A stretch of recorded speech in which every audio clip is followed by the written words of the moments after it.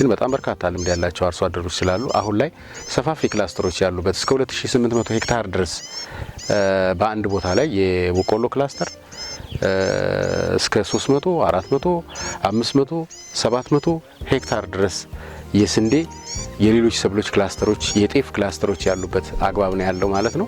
እነዚህ ደግሞ የሚጠቅሙን ለሁለት ቤዚክ ለሆኑ ለሁለት ነገሮች ነው። አንደኛ እንደተባለው ከአርሶ አደር የቴክኖሎጂ የመቀበል ቴንደንሲው የተለያየ ስለሆነ ሰው ቴክኖሎጂን በአግባቡ ከአንደኛው ወደ አንደኛው ትምህርት እየተማማሩ በጋራ ውጤታማ እንዲሆኑ ለማድረግ ነው። ተባይ የአረም እና በአግባቡ የሚያስፈልገውን የሰብሉ የሚያስፈልገውን የግብዓት አቅርቦት ከመጠቀም አንፃር እየተማማሩ ያሉበት ሁኔታ ነው ያለው። ውጤታማ ነን ብሎ መውሰድ ይቻላል።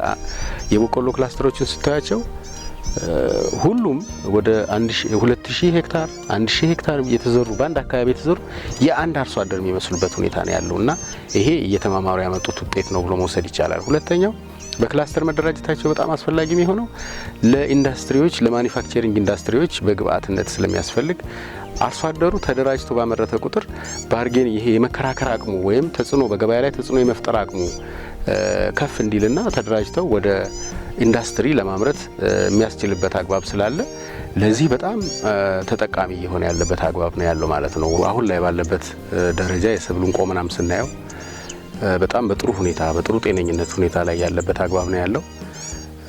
ስንዴ በጣም በጥሩ ሁኔታ ነው ያለው። በቆሎ በጣም ይሄ ዋና የሚባሉ ሰብሎች በጣም በጥሩ ቆመና ላይ ነው ያለው። ኢቭን ክላስተሩን በክላስተር ደረጃ የተሰሩትን ጨምሮ በርካታ ሽፋን ያለው ሰፋፊ እርሻዎቹ በጣም ውጤታማ ናቸው ብሎ ማየት ይቻላል።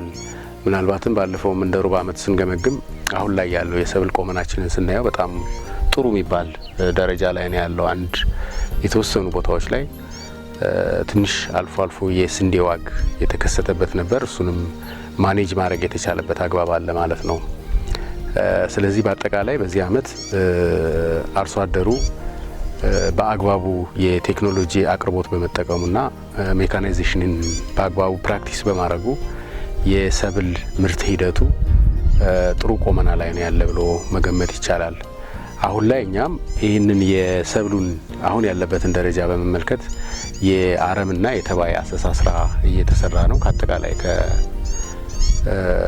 በሰብል ከተሸፈነው መሬታችን 90%ን የተባይ የአረም አሰሳና ክትትል የተደረገበት ሁኔታ ነው ያለው።